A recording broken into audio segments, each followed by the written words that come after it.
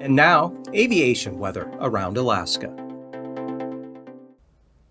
Hello, I'm National Weather Service meteorologist Peter Chan with your Alaska Aviation Weather Outlook on this Wednesday, July 10th, and this outlook will be for the end of the week, Thursday and Friday.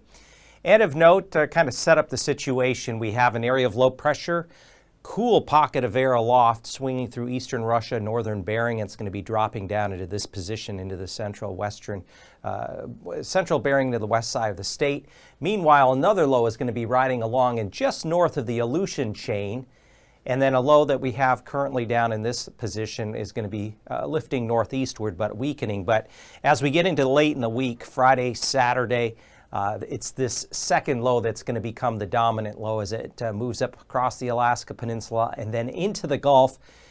Some of that energy is going to be incorporated into the low over the eastern Bering, but then the secondary development will have a pretty healthy low pressure system with some gale force winds impacting the Gulf Coast here as we go into the weekend, Friday and Saturday especially, along with some heavier precipitation. But to start out, we expect IFR conditions along the intercoastal mountains of the Panhandle back up to Wrangell St. Elias Mountains. We also find IFR conditions across much of the Aleutian chain, lower Bering Sea, and then up just off of the Arctic coast.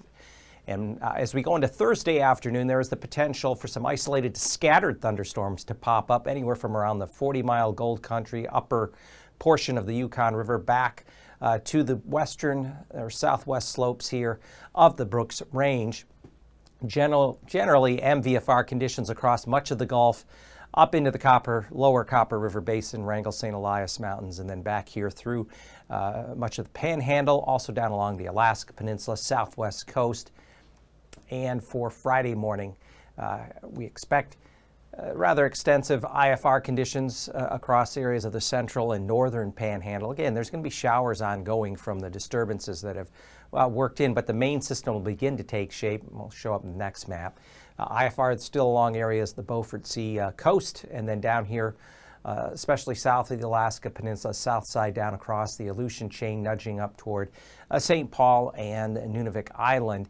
And as we get into Friday afternoon, so we have one low kind of just sitting in this position, another one coming on in.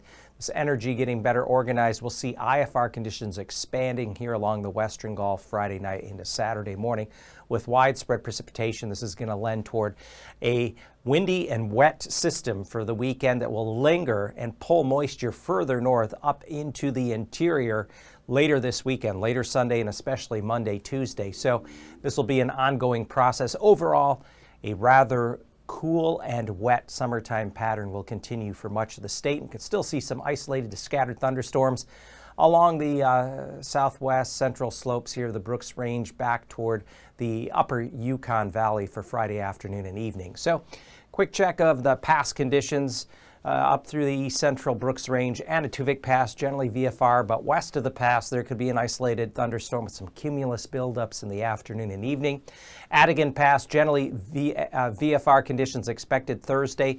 Lake Clark and Merrill will see MVFR conditions hold throughout the day Thursday. So will Rainy Pass and Windy Pass starting out MVFR, becoming VFR as we get into the afternoon. And further east, Isabel Pass, also MVFR becoming VFR. And right now it's looking like generally Mentasta Pass should generally start out MVFR, become VFR, but the MVFR conditions will hold further south across the Copper River Valley as you fly south of the south entrance. Tanita Pass, generally MVFR conditions for Thursday. Same thing, Portage Pass, generally MVFR conditions. And then Chilkoot and White will start out on Thursday morning with IFR conditions improving to MVFR by afternoon. And looking at the freezing levels, starting out the surface freezing line, readings down near freezing across eastern Russia, Chukchi Sea back along areas, say around Wainwright to east of Utqiagvik to about Dead Horse, at least early Thursday morning.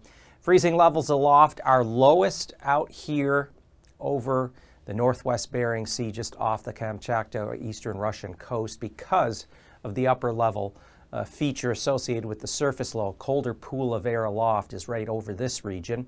Meanwhile, we still have some ridging with freezing levels aloft, 8,000 feet central eastern interior to near 10,000 feet there along the Alcan border. They fall off to 6,000 feet down near Alaska Peninsula, kind of little sliver of a little lower freezing levels aloft, and then they bump back up to 10, 12,000 feet. British Columbia toward Vancouver, and then also look for freezing levels rising 10, 12, 14,000 feet as they extend out along the Aleutian chain. So icing potential. For Thursday, we have moderate icing possible off of the Panhandle coast here in the eastern Gulf, further south, above 12,000 feet though. Could be pockets of some isolated moderate icing along the Alaska range, but again, above 10,000 feet. And then back here, lingering areas of showers above 8,000 feet along the lower Yukon Delta. And as we get further south, better chance of some moderate icing with a better band of precipitation and thicker cloud cover above 12,000 feet. And as you get way out here, just to the southwest of the central Aleutians, above 16,000 feet, as freezing levels aloft are rather high in that area. Looking at the jet stream level winds at 30,000 feet, we have this broad circulation, cyclonic or low pressure circulation here over the northwest Bering Sea. Broad west-northwest flow from Bristol Bay, Alaska Peninsula, all the way across the Aleutians, and then a little bit of an anticyclonic flow here, the ridging.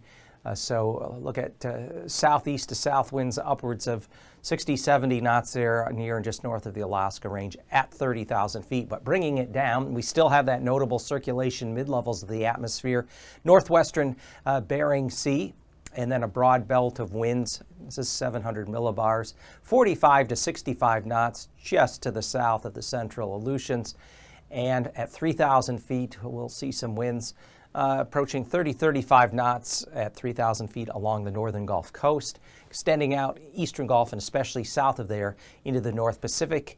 We have winds also upwards of 35 knots just north of St. Lawrence Island back toward eastern Russia, Gulf of Anadyr, and then back out here south of the Aleutian chain, a broad belt of 40 to 50, even near 60 knot winds, generally out of the northwest. And this will translate to areas of turbulence, moderate turbulence possible on Thursday, upwards along areas of the outer Panhandle coast, eastern Gulf, northern Gulf, western Gulf around the entrance of Cook Inlet, and then coming up along Lake Iliamna into the southwest interior, surface to 4,000 feet there, and then along areas of the Bering Strait, Seward Peninsula, say from around Kivalina and up to Point Hope and St. Lawrence Island.